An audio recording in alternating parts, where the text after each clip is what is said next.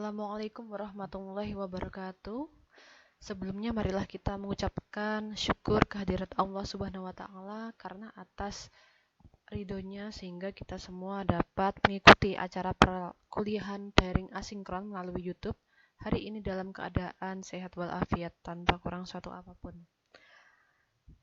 Selanjutnya, terima kasih saya ucapkan kepada para mahasiswa yang sudah memberikan kesempatan waktunya untuk menyimak daring perkuliahan hari ini, yaitu tentang mata kuliah difusi inovasi pendidikan. Nah, hari ini nanti kita akan berbicara mengenai pemimpin opini dan juga jaringan difusi. Saya harap semoga Anda semua dapat menyaksikan video ini sampai akhir.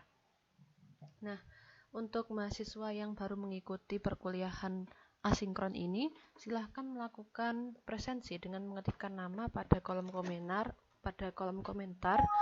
Kemudian pada waktu proses menyimak video, apabila ada pertanyaan yang perlu disampaikan bisa langsung diketikkan dan juga bisa mengetikkan tanggapan maupun saran terkait dengan video pembelajaran perkuliahan ini. Lanjut, saya sampaikan nanti ketika Anda semua sudah menyelesaikan video ini, diharapkan ada beberapa tujuan pembelajaran yang perlu dicapai. Yang pertama, mahasiswa nanti diharapkan dapat menjelaskan model-model komunikasi difusi inovasi. Kemudian yang kedua, mahasiswa dapat menjelaskan homopoli dan apa itu heteropoli. Nanti kita akan bahas. Yang ketiga, mahasiswa menjelaskan ciri-ciri pemimpin opini. Kemudian yang keempat, mahasiswa diharapkan dapat menjelaskan proses jaringan difusi. Untuk lebih lanjutnya, kita langsung saja pelajari materi mengenai pemimpin opini dan jaringan difusi. Sebelum masuk pada poin yang pertama, yaitu mengenai model-model komunikasi difusi inovasi, kita pahami terlebih dahulu apa sih itu pemimpin opini. Nah, berbicara tentang pemimpin opini, itu merupakan seseorang yang memimpin dan mempengaruhi pendapat lain tentang inovasi yang dikembangkan. Nah, perilaku pemimpin opini ini merupakan hal yang penting digunakan untuk menentukan tingkat adopsi dari suatu inovasi dalam sistem sosial.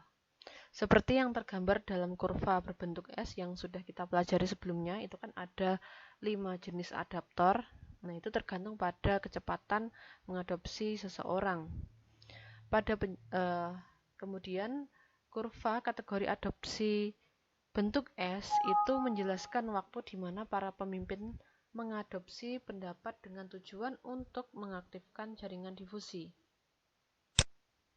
dalam sistem sosial tentunya yang menjadi subjek tujuan inovasi.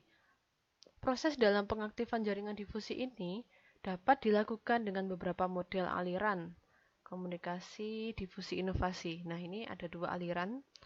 Kita ketahui yang pertama ada model aliran komunikasi massa, di mana dalam model ini ketika memahami sifat alami dari seorang pemimpin opini, itu sebaiknya dalam melakukan difusi diuji terlebih dahulu beberapa model arus komunikasi massanya. Langkah awal ini dilakukan sebagai riset komunikasi dengan tujuan agar informasi yang disampaikan itu terbukti kebenarannya dan dapat dipertanggungjawabkan. Nah, ini berarti sebelum mengadopsi suatu inovasi itu diharapkan bisa melakukan riset komunikasi terlebih dahulu. Kemudian model yang kedua ini adalah model jarum suntik, di mana pada model jarum suntik ini berpostulat bahwa media massa itu secara langsung memberi pengaruh kuat pada masyarakat penerima inovasi. Media massa secara langsung itu memberi pengaruh yang kuat terhadap masyarakat yang menjadi subjek tujuan utama diterapkannya suatu inovasi. Berdasarkan beberapa model tersebut, media massa itu memiliki pengaruh penting dalam merubah pemikiran dan perilaku sekelompok masyarakat. Nah, dengan tujuan untuk mengikuti nilai sesuai informasi yang diberikan.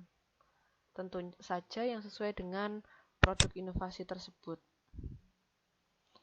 Kebenaran informasi oleh media massa bisa bersifat manipulatif karena adanya kepentingan pihak tertentu yang menginginkan perubahan reaksi masyarakat sesuai informasi yang disampaikan.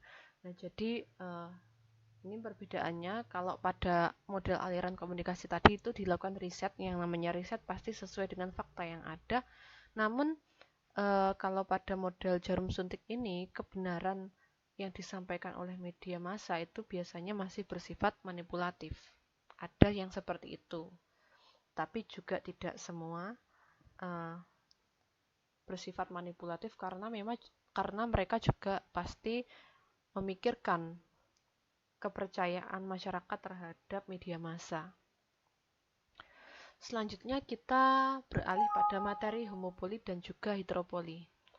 Dalam suatu lingkup masyarakat itu pasti ada masyarakat yang bersifat homopoli dan juga heteropoli. Apa sih itu homopoli? Homopoli itu adalah tingkat pendekatan individu yang memiliki persepsi, kesenangan, kepercayaan, pendidikan, status sosial yang serupa. Jadi apabila sekelompok masyarakat itu memiliki persepsi atau sudut pandang dan kepercayaan yang sama, itu biasanya kalau ada suatu inovator yang membawa inovasi, kemungkinan besar tingkat adopsinya itu lebih cepat daripada masyarakat yang sifatnya heteropoli. Nah, di mana heteropoli di sini itu adalah sekelompok orang yang berkebalikan dari homopoli tadi, di mana biasanya mereka memiliki persepsi atau pembicaraan yang berbeda atau bertentangan, bahkan antara orang satu dengan orang yang lain. Jadi ketika ada suatu inovasi baru, ada pembaharuan, itu biasanya masih ada pro kontra, sehingga tingkat adopsinya itu masih rendah. Dalam artian ketika terjadi adopsi, itu memerlukan kurun waktu yang relatif lama.